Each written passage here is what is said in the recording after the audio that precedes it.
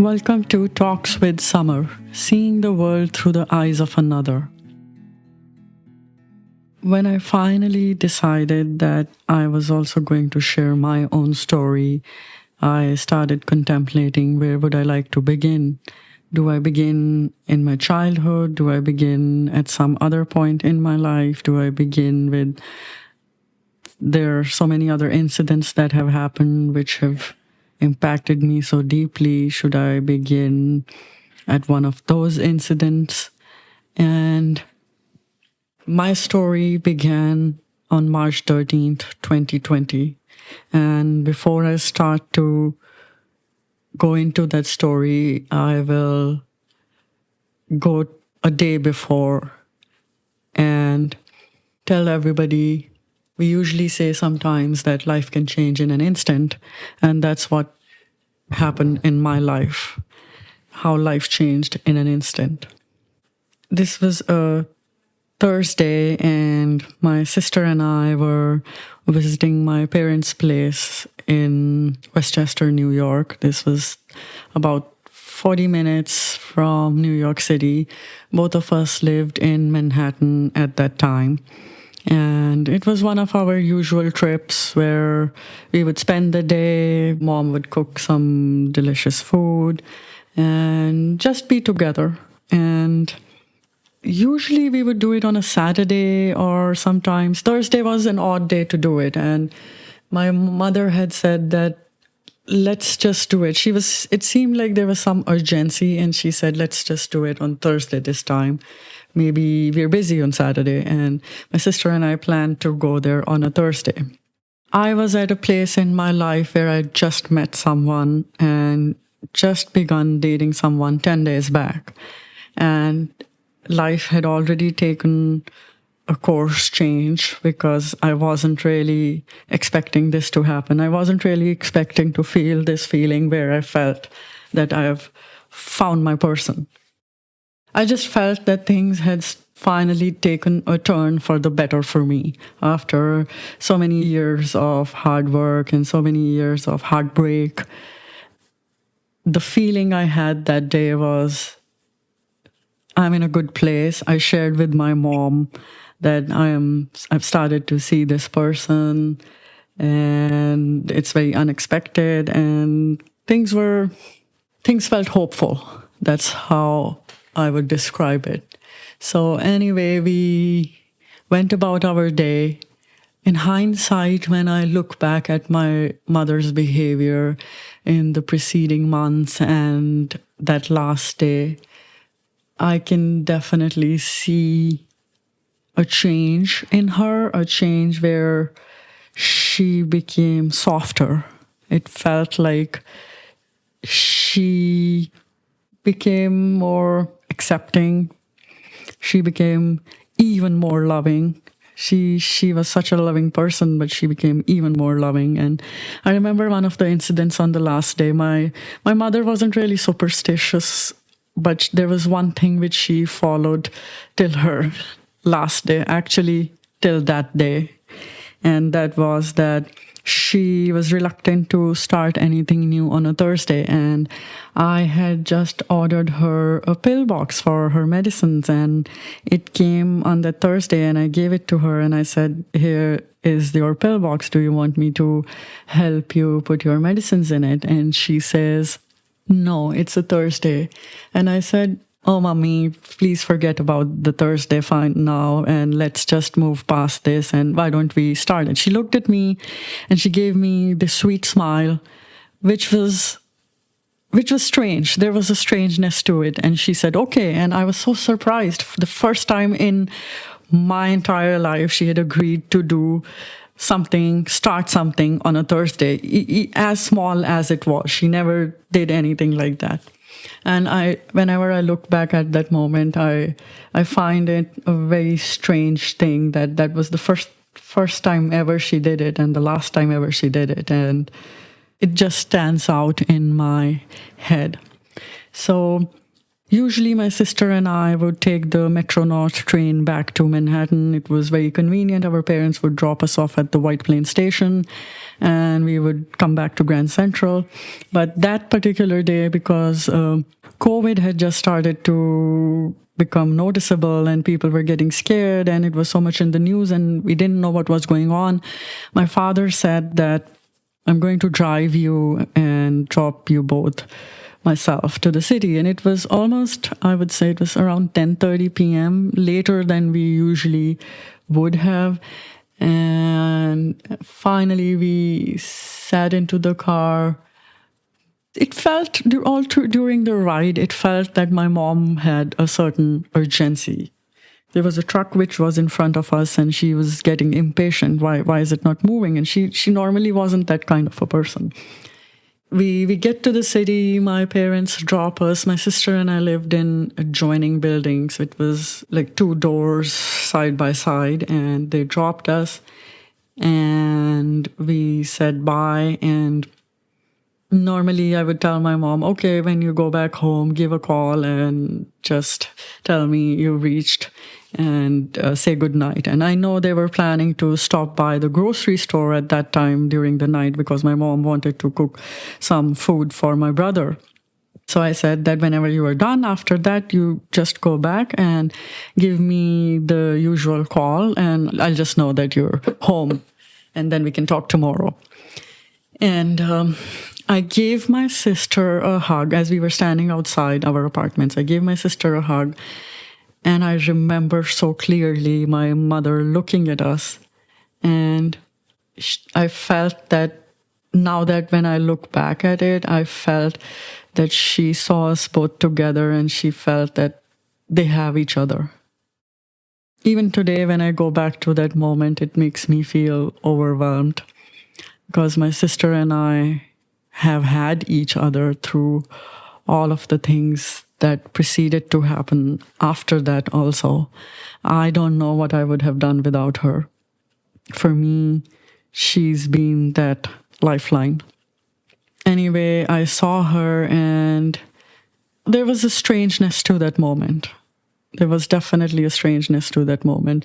I consider myself to be very astute with energy and these kinds of things, and I wasn't really expecting that was the last time I would see my mother alive. But when I look back at all those moments, I was feeling them.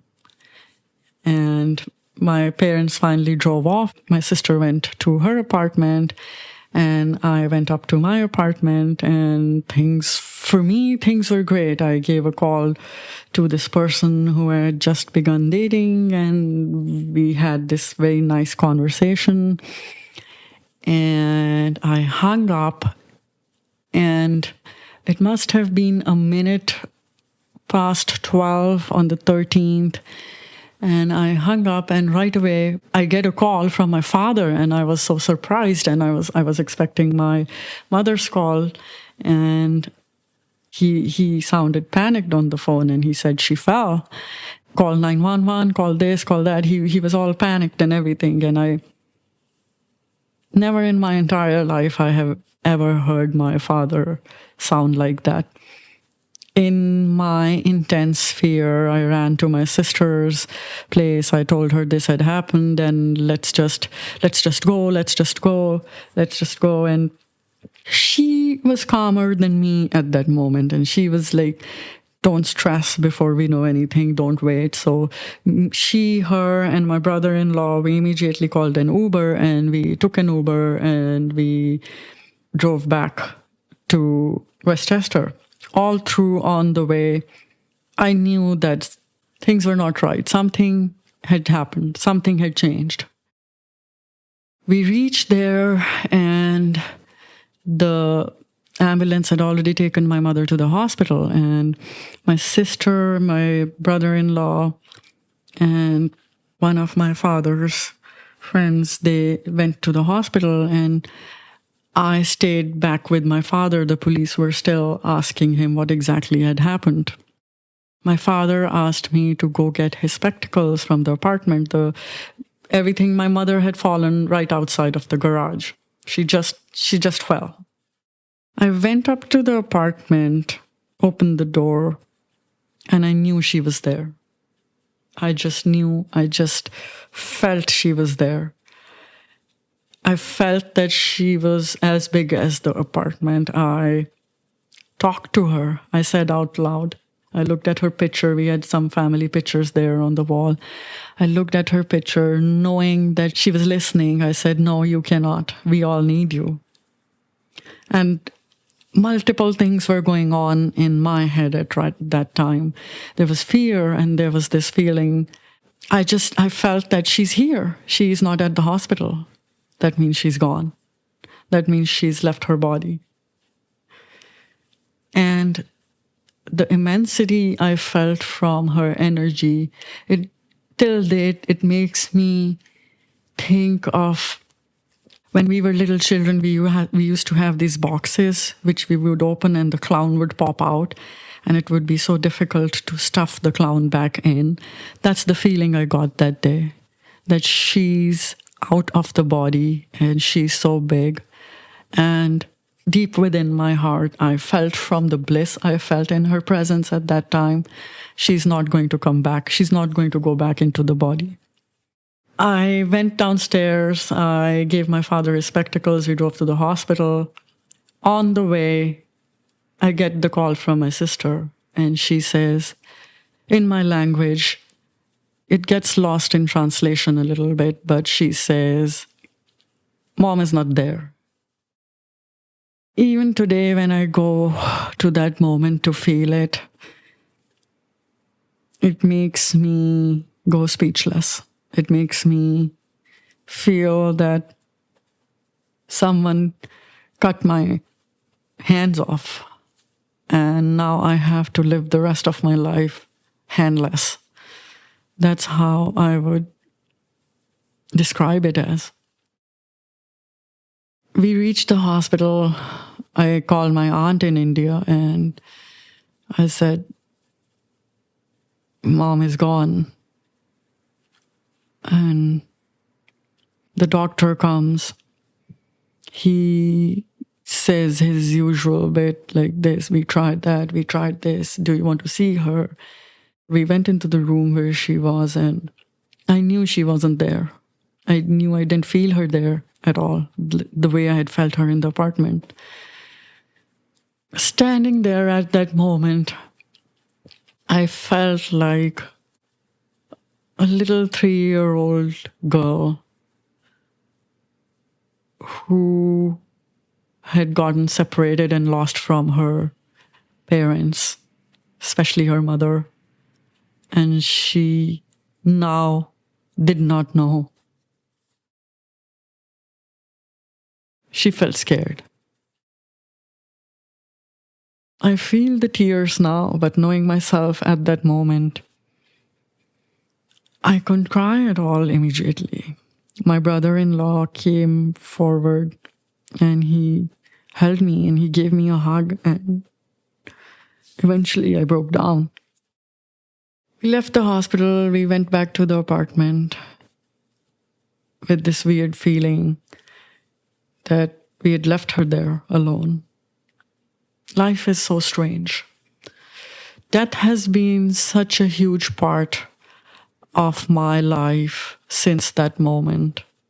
I've seen death before. I've seen my grandfather pass away. I've been part of the last rites as we do it in my culture.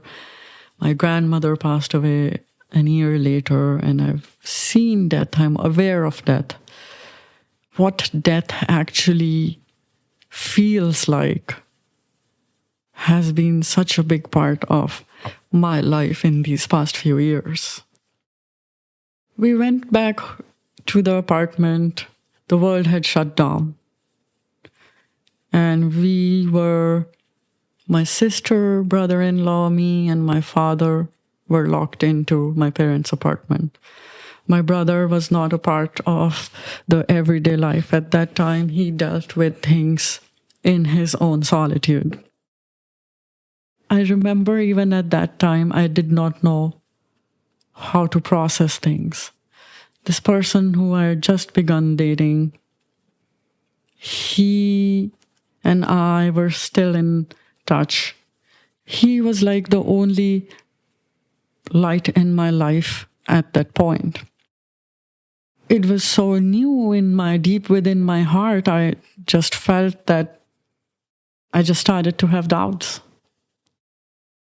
I texted him and he tells me that he's going to come and see me for a couple of days. Usually if I started to date somebody, and if it really got that far, I would have them meet my father. And I said, it's so new and the circumstances are so different at this time. You would have to come meet my father right away. As I discouraged him not to come. Looking back at that time and those few days, I'm so thankful whenever I look back at whoever he is or was in my life. And I'm going to call him M for reference. So M says that he's going to come and see me and be there for me for a couple of days. And I was surprised. I didn't know what to feel. I didn't know as it is what to feel.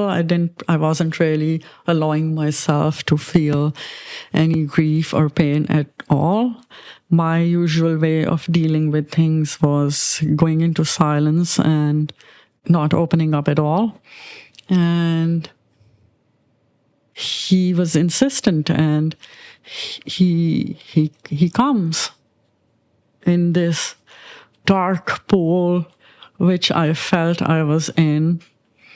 All that was happening where we were trying to exist. We were trying to go through the last rites. And he comes and he sees me and comes into the apartment to meet my father. When I look back at that time today, I would say I hold a very special place in my heart for him, especially for those 3 days. In that whole dark time, those 3 days are the only time when I look back where I felt that there was someone who was there for me, just for me. I don't know why he did it. I don't know what was in his head. I guess he was so much like me, he never really expressed what he felt. And today, after so many years where I am trying to change that about me and be more expressive, I would say that it's so important to say what we feel because the other person is not a mind reader. So anyway, I look back at life and that time. I just knew, and life kept going on. We would get up, eat, and I would cook, and we were locked into the apartment. We would try to go out for a walk, and we didn't know what was going to happen in the future. The pain of looking at all of my mother's things and everything, it was painful. We didn't have any distractions. We didn't have anybody who could come see us. We didn't have friends who could talk to us. It is so strange that when I look back at that time, the people who I thought were my friends disappeared, were not there for me. And the people who I thought were just acquaintances reached out from far and wide in the world to express their feelings. It changed so much. It changed who I was. It changed everything in my life. That's why I feel that it's that moment where I feel it marks my life as a before and an after. Before my mom and after my mom. So as the days progressed, I continued to be in touch with this person. Deep within my gut, I started to feel him pulling away. And I just knew, I just had this deep feeling that something was off here. And he disappeared after a couple of months. And life continued to go on for a few months in the same way, day after day. It was so painful. I had no one to talk to. The only person who I could share something a little more was my aunt in India, who could not visit us because of the COVID times. My father was in pain. My sister was in pain. My brother-in-law was doing his best to support as much as he could. And I feel like I would hold back the story about the men in my life and this person I've talked about, and I would probably come back to it when I talk about this side of my life and this side of my story later on. Otherwise, I would get sidetracked a lot. So 2021, my mother's mother passed away. We weren't really that close, and growing up, my mom wasn't too close to her, so emotionally it did not impact me. But that was another death that had happened in the family. And that year continued to go on, trying to find myself, looking for a different way ahead in life. Things had changed in the outside world. I started to visit DC, and one of the reasons I did want to come to this city was also because of this guy who I had begun dating, M. And I found an art gallery. I think that had to become an excuse for me later on for my new life to begin. So I found an art gallery. I came and I visited, and they liked me. They accepted me. I talked to this wonderful lady who later on offered me a part-time job. And I remember I went back and I thought that I cannot possibly think of moving on a part-time job to a new city. And my brother-in-law encouraged me, and he said that you need to take a leap of faith. This will change your life. In 2022, I decided to just go ahead and make the change and move from New York to Washington, D.C. And I think it was a very good decision for me. And many people ask me, why did you move to D.C.? Why leave New York City? And there's so many reasons to it. And I cannot say there's one reason. Yes, I wanted to see if there was a future with this guy who I was dating. I wanted to be in a different city and away from all that had happened. I wanted to just be taking care of myself, and I wanted to start fresh. And this city, the quietness of it compared to New York City, attracted me, and I decided to take the decision. And I got my movers, I sent all my stuff, I came with my sister one weekend, finalized an apartment, signed a lease, went back, packed the stuff, sent the movers, took a train, and came to DC. This was in April of 2022. The movers came here. As I was moving in, I bumped into my dear friend across the hall, which is now who's like my big sister now, and I interview her later on in the season. And she took my phone from me as I was helping the movers move the stuff in, and she said, "I live across the hall from here. This is my number. This is my name. Once you're settled in, let's have a chat." And that was the start of that story. That's how DC started for me, with that welcoming. So I moved my stuff in. My father, my sister, and brother-in-law come with some extra stuff, which they brought by car later on, and for a weekend. And they go back, and on the way back, apparently they caught the virus. My sister got it then, my brother-in-law got it, and finally my father caught it.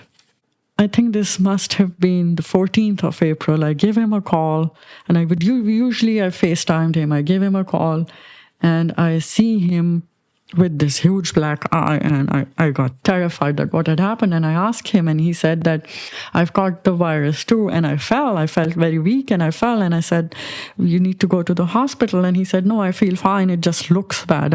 And I felt so anxious all through the day, and the next day his condition started to get worse. He said that he just couldn't eat, and all he did was kept throwing up. And I don't know how I must have slept through the night after losing my mother so unexpectedly. The only fear that was in my mind was that something's going to happen to my father. I did not know anyone in this new city. This was just 10 days after I had moved. I did not know anybody who would help me to get to New York City instantaneously. I had already texted, and I would say this here, that I'd already texted M and told him that I'm moving here, and he apparently didn't seem interested to me. He had ghosted me. There's no other way to put it. And in my panic, I texted him again that I really need to get back to New York, and there wasn't any reply. Somehow I managed to get a train ticket a couple hours later, and I grabbed the late evening train on Saturday. Only I know how that journey of 3.5 hours must have gone, with the anxiety and sitting there and counting each moment and thinking what's going to happen. My father's not going to make it. I get there, we take my father to the hospital, and they say that his sodium levels had fallen so low, and they admit him to the ICU, and they said, had you not gotten him now, he would have had brain damage. He was in the ICU for 1 week.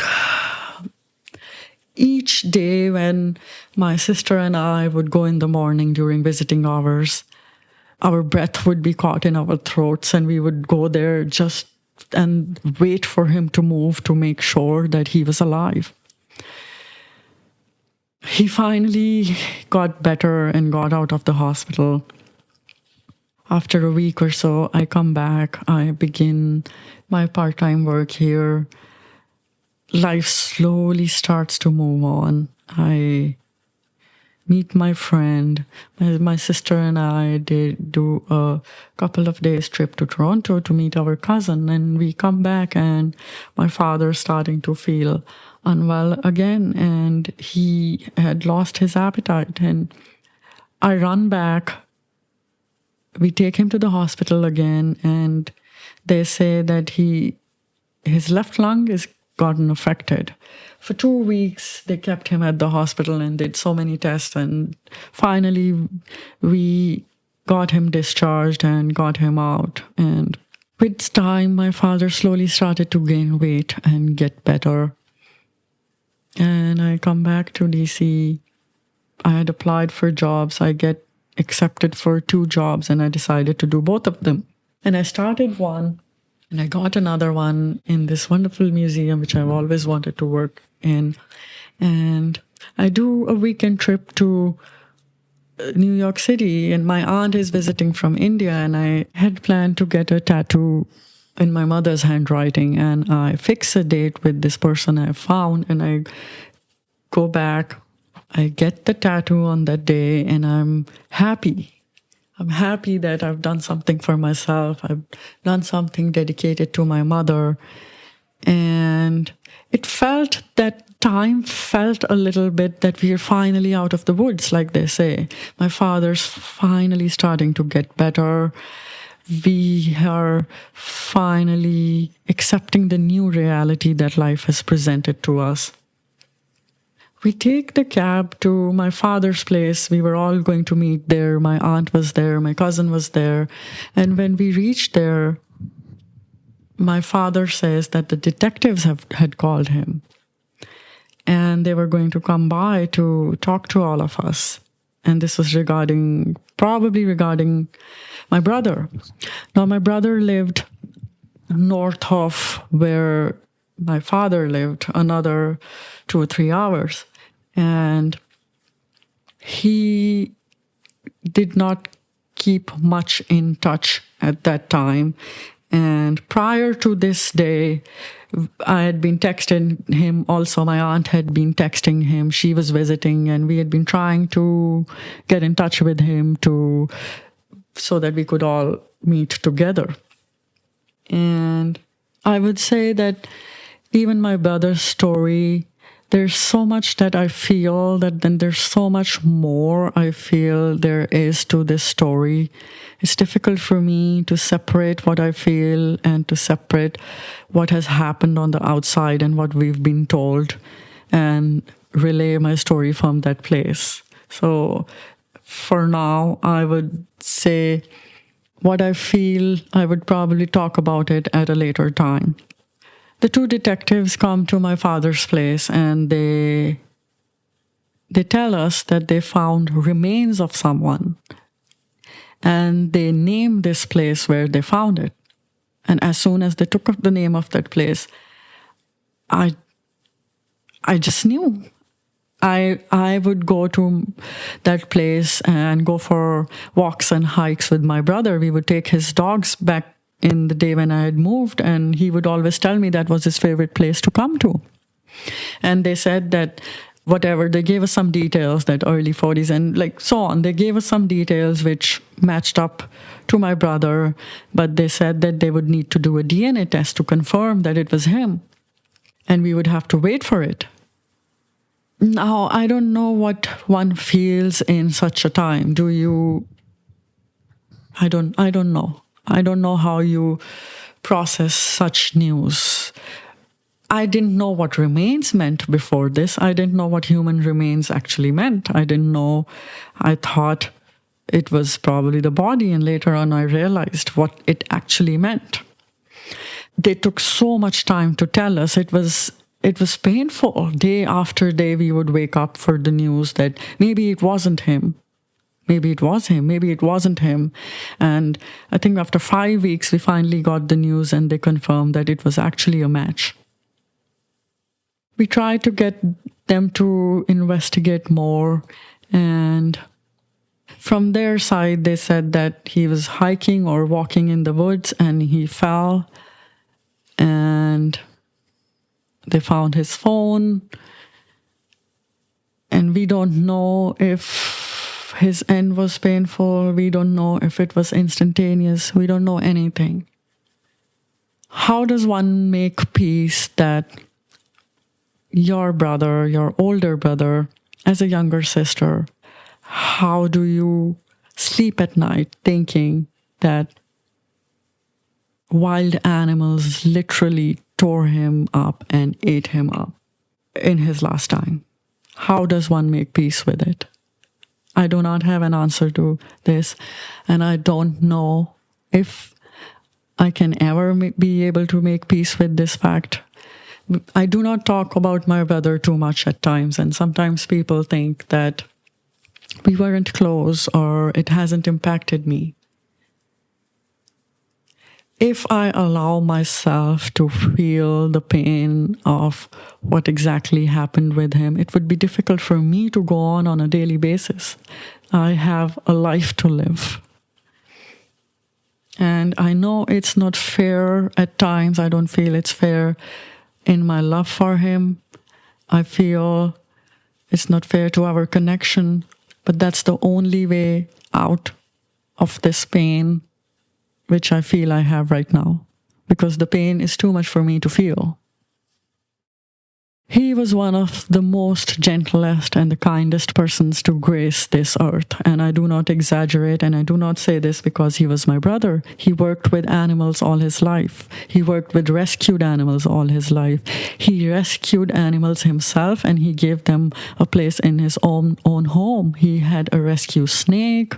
He had a rescue hamster. He had bunnies. He had 2 dogs. He had animals all the time. He had birds. He would feel the pain of the smallest of the small living beings on the face of this earth. And yet to think that he had the most brutal of ends.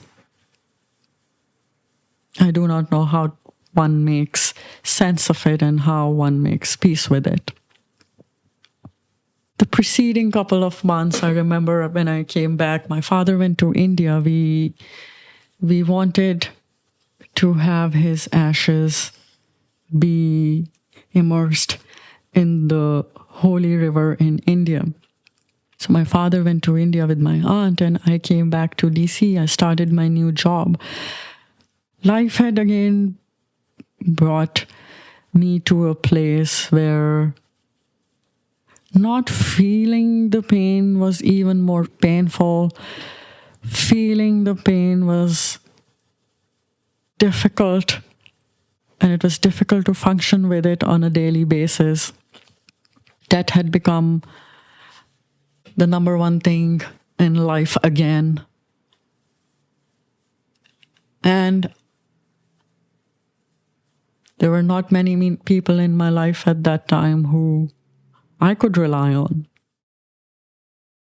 I paused here to gather my thoughts and my feelings because I have talked about all these things in so much detail. And once I hear it back, I might feel that I missed something or I overshared something. But from 2020 till 2022, there was so much that was happening. Life took such a huge turn. Things happen so unexpectedly. You don't expect to lose people in succession. And when that actually happens, at times you don't know how to grieve two people at the same time. Today, as I sit here and I look back at this part of my life, and as I'm starting to do this, where I'm starting to share my story, and I'm starting to find vulnerability, which has been the farthest thing from me in my life. As life started to go on from there, I completely immersed myself in my job at the museum at that time. I left the other job which I had got. As I started to work here, I made so many new connections, and one of the strangest things in my life at that time was that some of my closest friends, which I have now, which I met through the museum, had similar losses in their life. They'd lost their brothers. It reflected something back to me. It reflected that connection back to me. It reflected to me that I could not run away from that pain. I could not run away from facing it. I could not run away from my love for him. And as I continued to go on and accept this another new reality which life had presented to me, I started to realize that maybe that is what life is all about. Maybe it's the pain through which we feel the love. And if there's love, there's going to be pain, there's going to be loss, there's going to be death. None of us can escape it. Today, in 2025, almost 2 years now since my brother has passed, I have a wonderful dog in my life who's brought so much love into my heart and so much feeling into my life. I feel that the only thing which probably matters is love and connection. And it's impossible to have separate from pain. M is not in my life anymore. I have tried to date after that, and it hasn't really worked out. I do want to go into this side. As I said before, there's so much here which I need to share from my life, and I'm going to put it all out in the future seasons and in the upcoming episodes and share all my story. I do know this today when I look back and I sit in my peace here and I feel that I did it myself. I realized that I was the only one who could do it for myself. No one else was going to come and rescue me. No one else was going to come and be my peace. No one else was going to come and love me for me. I know those things are going to happen. I'm so sure. I'm so sure all my dreams and desires and whims and fancies are going to get fulfilled. I work hard and things happen, but when life takes you through these times and these darknesses, there might be people with you, there might not be people with you. You are the one who has to show up. You are the one who has to be there for you. And everybody else will follow. As I sit here and try to think of a way to close this episode, I don't know what to say. My story has not ended. it's going on. I still love my brother. I still love my mother. I still feel the pain. I still think about those things. I still think about how things might have happened. I still wonder. I still get tears in my eyes when good things happen and I cannot have my mother see it. But that is what it is. And I cannot cease to be happy, and I cannot cease to be at peace, and I cannot cease to live. And that is my story. My friend said in one of the episodes that people would like to know where my strength comes from. And it made me think a lot. And I thought, where does my strength comes from? And my strength comes from this, that I would never give up on myself, that I am that important to me, that all the things that I desire and all the things that I want and all the love that I feel, I would never give up on her. And I feel that is where I would like to end this episode, because I don't know how else to do it, but that's what I would share. You are irreplaceable. You are unique. You're important. Your story matters. And I'm saying all these things because I said all of these things to myself.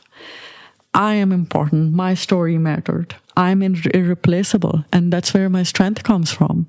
And I would never give up on her. And that's what I would like to share with people.